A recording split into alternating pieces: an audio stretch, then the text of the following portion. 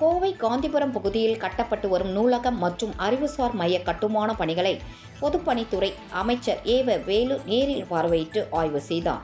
பின்னர் செய்தியாளர்களுக்கு பேட்டியளித்த அவர், 245 கோடி ரூபாயில் கட்டப்பட்டு வரும் நூலகத்தில் 50 கோடி ரூபாயில் புத்தகங்களும் 5 கோடி ரூபாயில் கணினி என 300 கோடி ரூபாய் செலவில் இந்த நூலகம் அமைய உள்ளதாக தெரிவித்தார். அப்போது தேர்தலுக்கு கூட்டணி கட்சிகள் அதிகமான இடங்கள் கேட்பது குறித்தான கேள்விக்கு அவர் பதில் அளிக்காமல் புறப்பட்டு சென்றார்.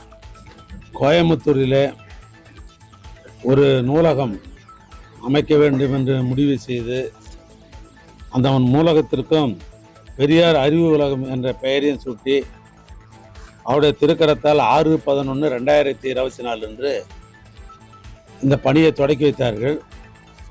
தொடர்ந்து இந்த பணி முடிவடைய வேண்டும் என்ற அடிப்படையில் என்னுடைய ஆய்வு என்பது இது 3வது முறையாக இந்த ஆய்வை நான் மேற்கொண்டிருக்கிறேன்.